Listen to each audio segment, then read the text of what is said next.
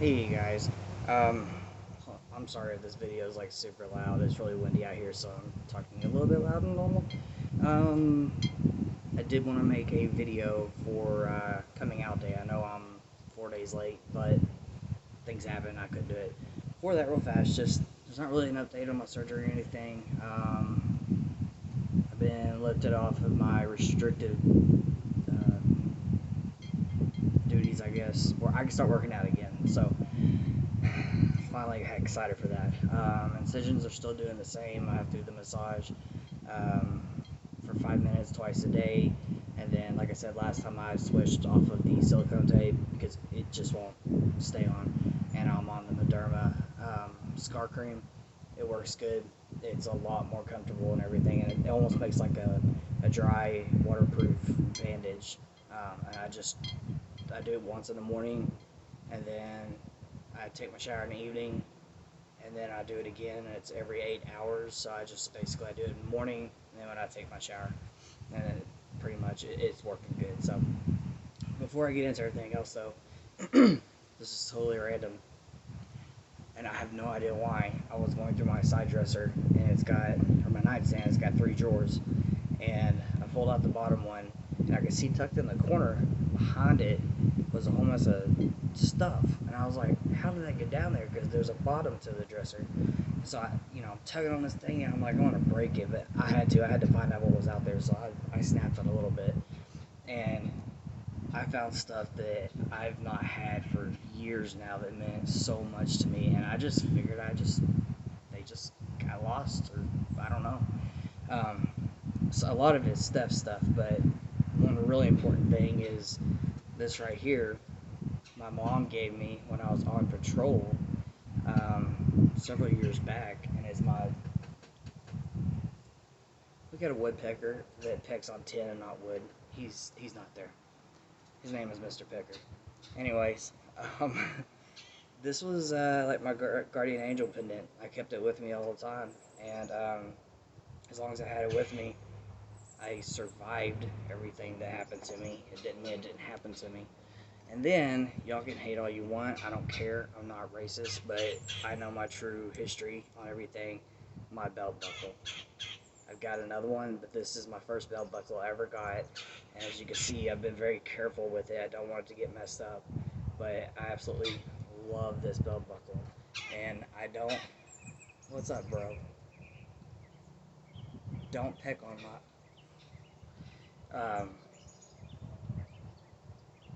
Browsing. Oh, yes. It's not something I'm going to wear in this time, at least, with everything that's going on. But yeah, pretty freaking happy about that. So I can set that up on a display with my other belt buckle and my hats. Okay, so for coming out day, I've been watching a lot of videos and stuff on YouTube and supporting everything and sharing and posting all that kind of stuff. Um, really cool videos. I'm super proud for all y'all that have gotten out there and came out of the closet, essentially, gotten the burden off your shoulders, because that can play a big thing on your mental health, and I would know that. So what I'm going to do is just tell you my coming out story.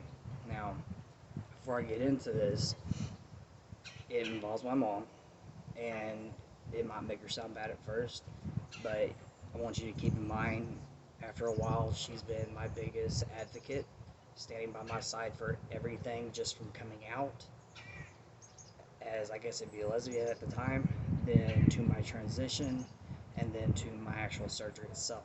I mean, she was the one that stood there at Thanksgiving by my side when I was going to tell my entire family I'm transgender. I'm going to be transitioning.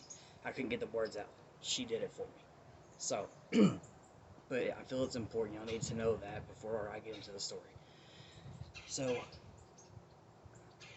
my neighbors are going to walk out at any point and be like, who's he talking to? Okay, so I was.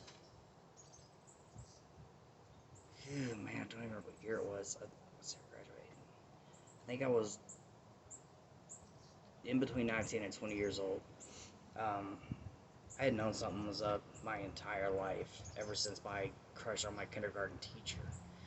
Um, and I can remember this right. It's been so long ago, I've never had to think about it very much. Um, so we lived in a small house. It was a 2 bedroom. It was me, my mom, and my brother. So my brother had his own room, so I shared a bed with my mom. And I crashed out. I got off work. I was tired. Um, I fell asleep early, so I went to bed. I left my phone in the living room where she was watching TV still. And I'd always told her, if you don't want to find anything out bad about me, don't go through my phone. If there's something you just don't want to hear, or you're suspecting and you're afraid you might find it, don't go through my phone. It's my phone. But I left it out there. I got up at like 4 the next morning for work, and my phone was sitting out there, and there was an envelope on top of it or underneath it. And so I pulled it out as a 4-page letter of, the fact that she saw a text saying from this girl, I miss holding you, I wish you were here to hold me, and, all that stuff. And basically it was pretty rough. It was, it made me physically sick. I physically got sick. I know you're not like this. You like guys. I've seen you get really excited with guys. And it just pretty much went off of those bases. It just blah, blah, blah, blah, blah. There wasn't anything in there as far as like, you're not my kid anymore. I'm kicking you out of the house if you don't get this shit straight. But it hurt. I mean, I'm not gonna lie, it hurt bad. It was 4 pages of just disappointment, and I hate that word, disappointment. Disappointment. That word kills me more than anything else in this entire world. Is hearing somebody's disappointed in me, because I try to take pride in myself and my actions and what I do. So I went to work, and the girl that was there, we worked in the bakery. She happened to be the first girl, my first girlfriend, and she had been dating girls for a while, so she pretty much educated me. So this other girl I was seeing was my second girlfriend, and it was like more of my real relationship, I guess. And where I kind of took lead on everything I had learned. But we got to the bakery and we became like really close friends. Um, and I sat there and I said, "You're not gonna believe this," and I told her, mom read a text. She knows, and she was like, "No way," because we tried really hard to keep it a secret with me and her. So I read her the letter, and I was like, "What do you think I should do?" And she's like, "I don't know, man. I really don't." And so I was like, "Well, I'm just gonna write a letter back." So I wrote a 4 or 5 page letter back saying, "I told you don't go through my phone," and man, I can't even remember what I wrote, but it was pretty harsh, I think, because I was standing up for myself, because I was like, screw it. It's out now. It doesn't matter. It's out. Um, and, uh, and then I went and stayed at my mama's for a week. Now, my mama did not know for a very long time. She's my heart, man. She's my everything, and I didn't want to hurt her, and I didn't want to hear how disappointed she would be in me, because she's very strong. In church and God and religion, and there's absolutely nothing wrong with that. Um, I'm religious because of her. So um, went and stayed with her for a week. Quit talking to my mom, and pretty much was like, I don't want anything to do with her ever again. I didn't deserve to read the stuff that was in that letter. That's just horseshit. You don't say it to your kid. And this is way back in the day before there was a Facebook. It was MySpace. There wasn't really any other social media platforms out there, and so there was no voices on out there, advocates and people that are like, we're here to support you, that kind of stuff. You're just on your own. I grew up in the country my whole life, so but I grew up a tomboy, hardcore tomboy, so it really wasn't that much of a shock. It was just a shock to actually see it. Uh, so my brother ended up being the mailman between me and my mom, because we weren't talking on the phone.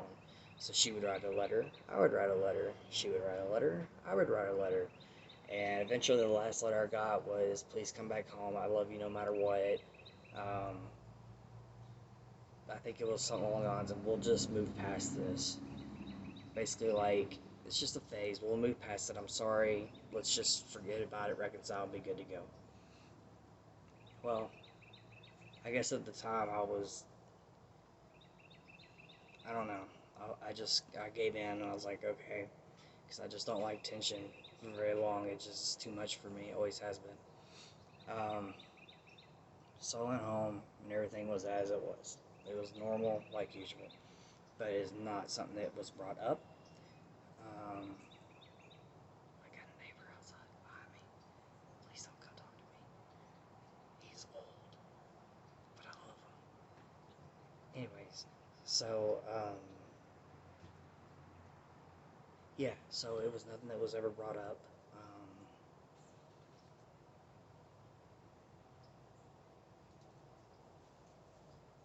It was a stupid woodpecker in my neighbor. Oh my god, these birds. I'm repeating myself and I'm dragging this on. I'm trying not to. It's just it's a lot to remember from way back then. I'm 33 now, and I think I've only told this story twice since it ever happened. Um, so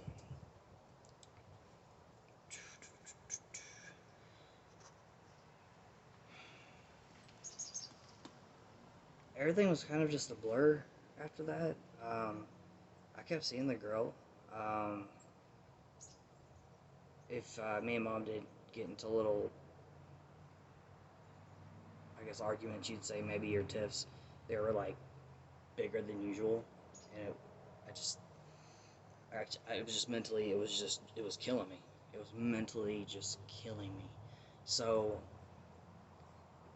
we're living there. We moved to another house, probably a couple months after that, and my brother was living with us still, and technically, and this is what I consider, is technically he's the first person I ever came out to, and because he's my brother, and I'm not afraid to hide anything from him. We've got giant mosquitoes around here, and his reaction, I don't give a fuck. Now we can go check out chicks together. That was it. He didn't care. I told him who it was, and he was like, whatever. And that was it. He's like, it ain't making no damn bit of difference to me. So it's the first time I finally got it off my chest, and had somebody in my corner, and it felt good. I remember the feeling, and I was like, I felt stronger. Um, but as with most people, it's family. They're gonna, you're afraid of how they're gonna react. It's gonna be bad, and oh my gosh, man, since Facebook really, it's created these platforms where these people, they get the courage to finally come out, and their parents, my God, they can be so mean. They're just, get out of my house. You're not my blood no more. You're not kin. You're dead to me. Get away. I don't ever want to see you again. You're evil. You got the devil in you. We need to take you to church and rebaptize you and anoint you and all this horse shit, And that was another thing is I was baptized as a child and rededicated myself. So at least they didn't bring Jesus and God into it that much that I remember.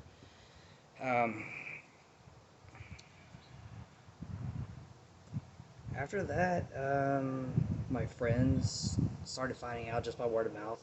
They'd ask me, yeah, I'm not gonna lie. There's no point. I mean, there's really no point. At that time, the mental toll on me was so heavy. The fog was so heavy because I knew that was me all of a sudden. I was finally like, this is me. Holy crap. I've been dating guys this whole time to make my parents happy and my family happy because that's what they expected. And I'm gonna tell you, when I was in a relationship, the longest one would be 2 weeks.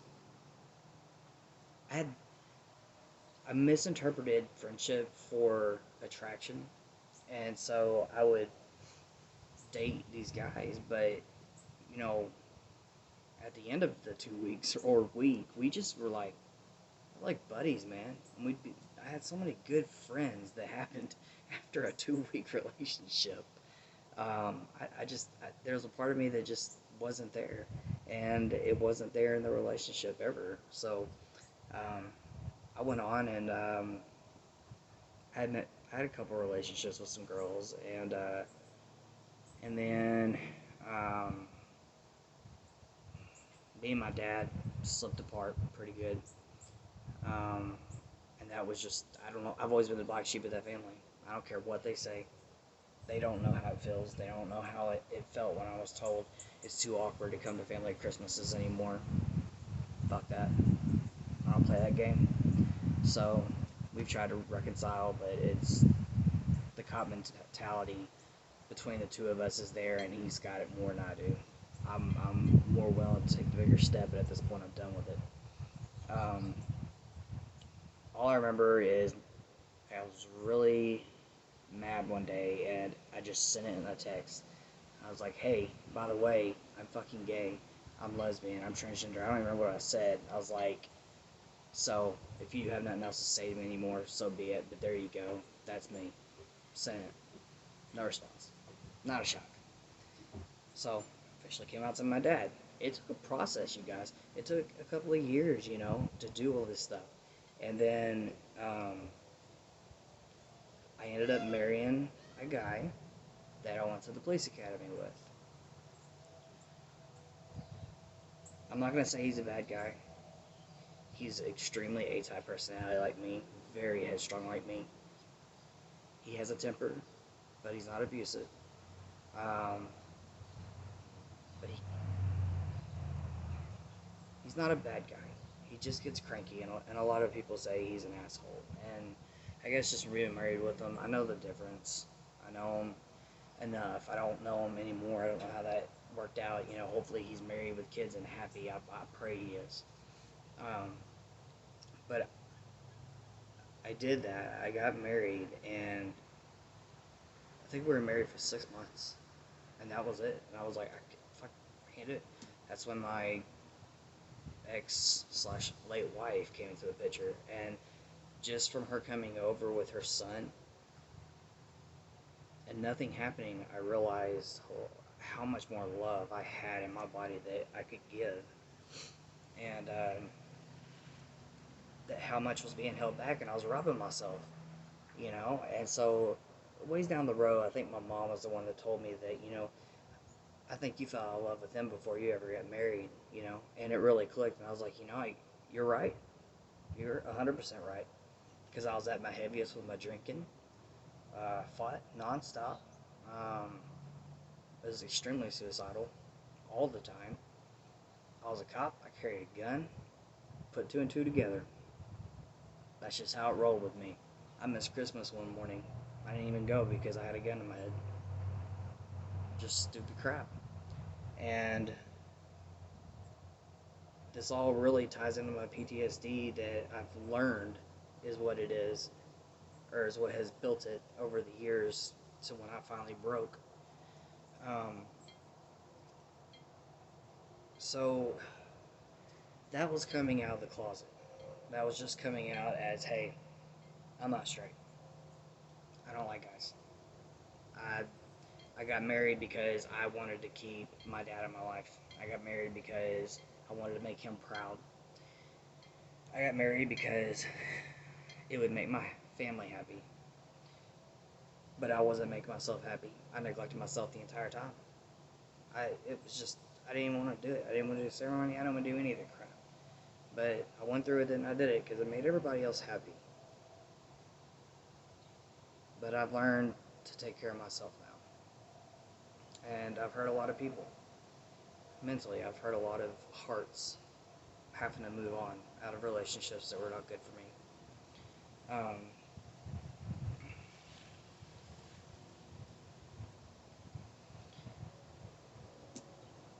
so, okay, so there's that. Now, that's my story. I can't promise you guys it's going to be the same for you. I can tell you it's going to process. Don't feel like you're not, you don't tell one person and then think, I got to tell everybody now. Because I promise you're going to get hurt and you're probably going to go back. You're probably going to go back in the closet. You got to pace yourself. You got to build the courage up. When you have the courage enough for whatever person it is, then do it. Do it. Just get it over with. And I promise you may get a lot of, okay, it's not going to really change much from a lot of people at the beginning. But I guarantee you, is going to be somebody in your family along the way, or somebody extremely close to you, important to you, that is not going to be supportive of this, and they're going to hurt you. They're going to humiliate you, and they're going to break your heart. And all that work, all it takes is that one person, and you're going to feel like, I just made a mistake.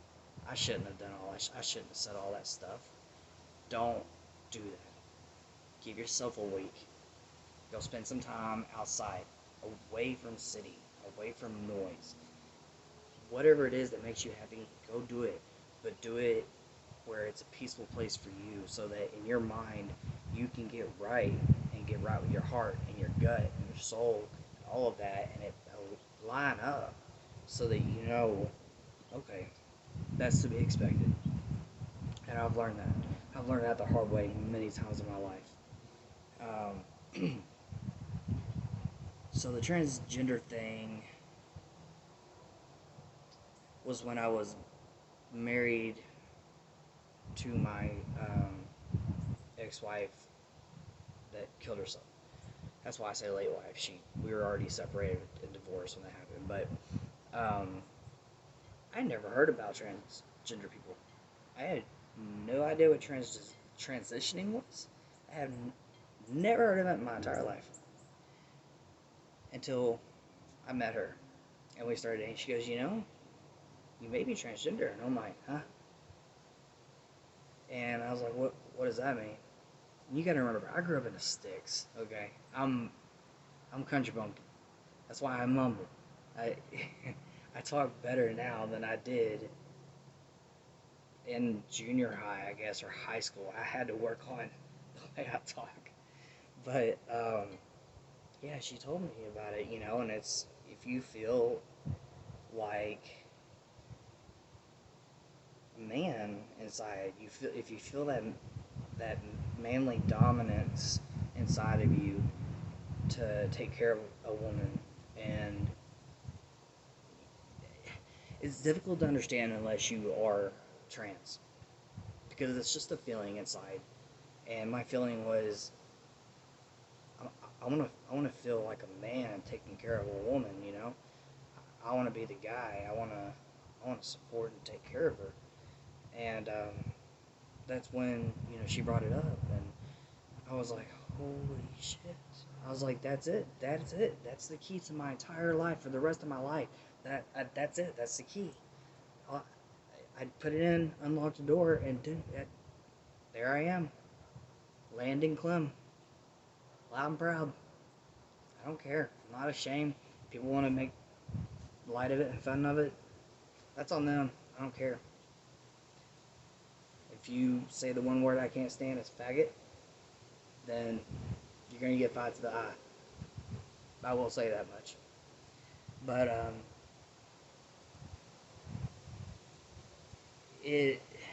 I guess my mom knew it was coming. She knew it was coming. We went over to her house, and I sit there and I told her, and she's like, no. I knew you were going to say that, no. And I had her cut my hair, not my mom, my wife at the time. I had her do my hair short. I had long hair. I had her cut it all off, and it felt so good. Most women, if it is a phase for them and they get their hair cut, they're gonna start crying. They're gonna be like, oh my god, what did I just do? This is gonna take years to come back. For me, it was just that much more amazingness. I loved it. I loved the feeling of it. I was starting to dress the role. Everything was fitting in place. I had a friend, Gage, sent me my first binders, and I remember the way I looked, and I was like, oh my god. I cried. There was many times that I cried looking at myself in the mirror, and it got to where when it was like shower time, I wouldn't look in the mirror at myself because it disgusted me. Absolutely disgusted me. That wasn't me. That wasn't my body. And hell, a matter of fact, I was a dude in my mom's womb, and when I came out, doctors were like, here's your girl. And I'm like, well, that's not our baby. We're having a boy. So there are shows out there that scientifically show the chromosomes and all that kind of stuff. Watch it. It's there. It makes a hell of a lot of sense once you watch it versus somebody telling you about it because you're always in it. It's a choice, and I'm like, fuck you. I'm so tired of hearing that. But yeah. So I told her she didn't really want to have anything to do with it. Hear it, but this time it wasn't like me coming out. She didn't physically, or not physically. I'm sorry, mentally hurt me. I kind of expected it. I was nervous, but at the same time, I'd already been around the block with coming out things. So I was like, screw it, I'm just going to say it. And so she knew for a long time. My brother knew for a long time, of course. And then Thanksgiving came, and I said, Mom, I want to tell the family. But I didn't want my mom all to know. And by then, my mom all knew I was gay or lesbian, or I don't know how you want to put it. But I don't want her to know just yet. I want to talk to her by herself. Well, she happened to go on a ride with my uncle in their new car. So I was like, let's do it. She's like, okay. And so I was like, hey, everybody, can I have your attention for a quick second? I just need to tell you guys something. And so everybody kind of sat around there looking, and I'm like, and I could not get the noise out of my mouth. I couldn't get anything out. And I'm just stiffening up. I'm stiffening up, and sweat's starting to pour. And my mom just steps in and goes, Danielle is going to be Dan, and he is transgendered and going to be transitioning. She stood in, took all the crap. Nobody gave me anything, God, but she stood there at my side